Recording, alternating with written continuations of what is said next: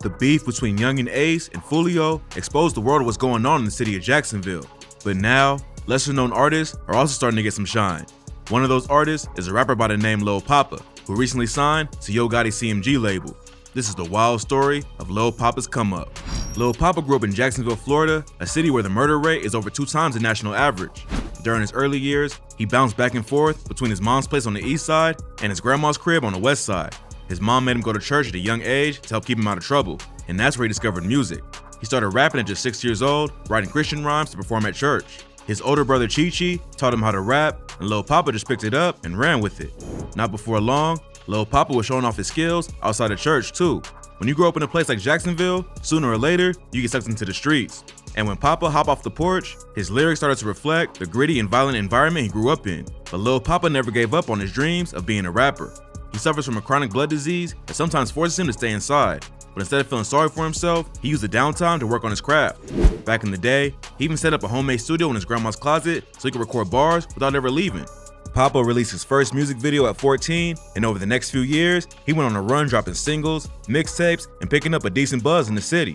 But 2018 is when his career leveled up with his breakout track, Purple Hearts. Purple Hearts is a raw, emotional track about a shooting that Lil Poppa survived but left one of his closest homies dead. He tells the whole world how badly the shooting affected him with lines like, "At night I wonder why them bullets ain't hit me. Why the f they miss me? Rather be gone, take me out my motherfucking misery." Later in the track, Poppa talks about how the cops try to blame him for the death of his homies. "Detectives try to frame me, interrogation, they blame me. Wish I could take it back to the day that my mama made me." The track came out of a tragic situation, but it put Lil Poppa on the map. He had a decent following in Jacksonville already, but Purple Hearts got the attention of artists like Polo G and led to Poppa signing a deal with Rule No. 1/Interscope Records in 2019. But while Lil Poppa was blowing up in the music industry, his life behind the scenes was still full of beef, violence, and death. Poppa, his brother Tjay, and other rappers from their hood formed a crew called Cut Circle, and their rivals in Jacksonville was a group called Head First. Cut Circle and Head First portrayed themselves as music collectives, but the cops believed they was both violent street gangs. In 2015, Cut Circle even reached out to Action News Jax to tell their side of the story. In the email to the news station, they said, "First and foremost, I would like to take the opportunity to state that Cut Circle Records is not a gang. Cut Circle Records is also in the process of putting a program together to provide kids help with homework and life decisions to keep them out of prison. So is Cut Circle a gang? No. Strictly a group of guys with a rap dream."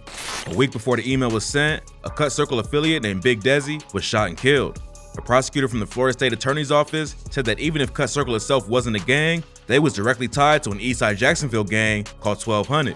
Back in October 2014, Head First was throwing a party on the north side of Jacksonville. 2 Cut Circle affiliates named Prosper and Tjay slid through and allegedly started letting off shots. The ops returned fire and turned the party into a shootout. When all the smoke cleared, Prosper, Tjay, and the Head First affiliate was all dead, and 2 women was injured. A little over a week after Prosper and Tjay died, the Cut Circle homies paid tribute to him with the track Lions, Tigers, and Bears. Head First responded with a diss track against their dead ops and a Cut Circle member named Big Desi. They said, "Face shot as he hit the floor, calling his daddy as he hit the door." Rumors say that Head First caught Big Desi lacking and shot him in the face. Desi survived the shooting, only to be shot and killed a year later.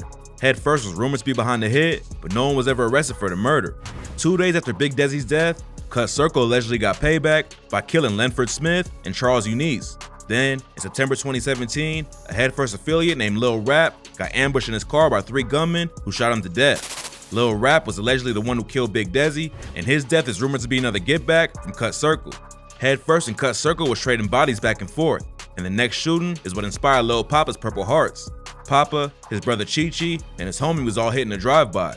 Poppa and Tjay both made it out alive, but their friend was tragically killed.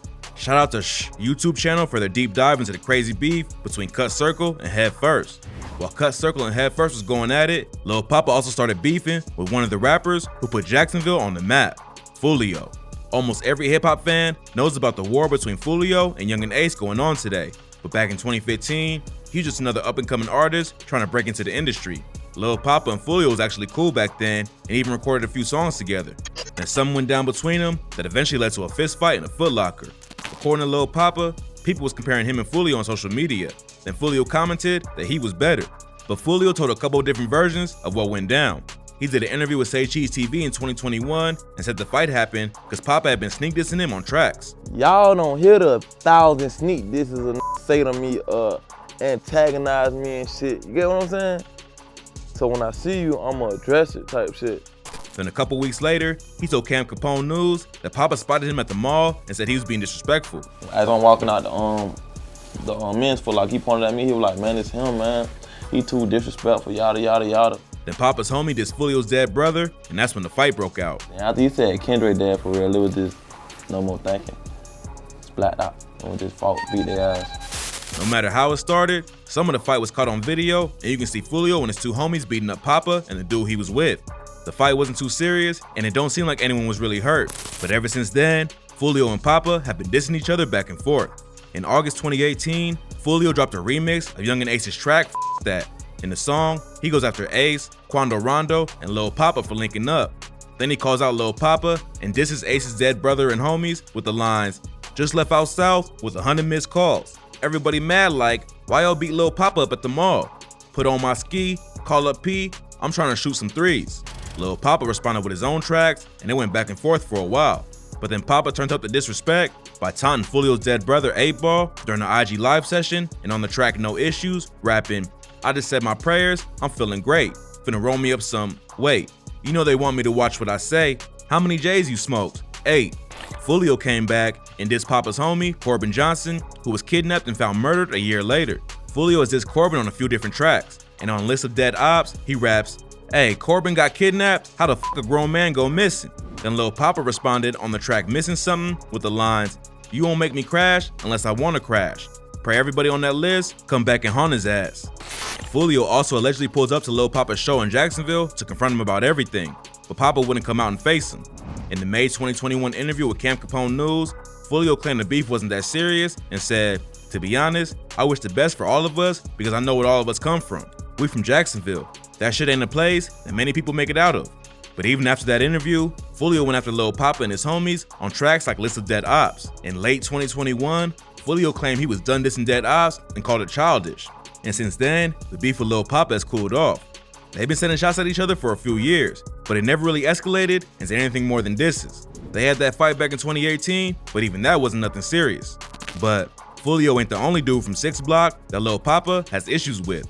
Another rapper from the same hood, named Kshordy, went after Poppa's dead brother, Lil Leak, on the track F the Ops with the bar, "Smoking on Michi and Leak, they speaking on Teak." And on another track, he rapped, "I ain't worried about Doochie, I'm looking for Poppa." Lil Poppa responded on the track Disgust Me with the line, "Talking about he looking for Pop, what the f he gonna do to him? The innocent little girl lost her life behind your shit, you ain't looking for them." That last line was a reference to the tragic death of a 17-year-old girl named Anandi Weish back in 2020. According to rumors, she dropped Kshordy off after a date, and 2 shooters popped out and started letting off shots. Kshordy was allegedly the target, but Anandi Weish got caught in the crossfire and died on the scene.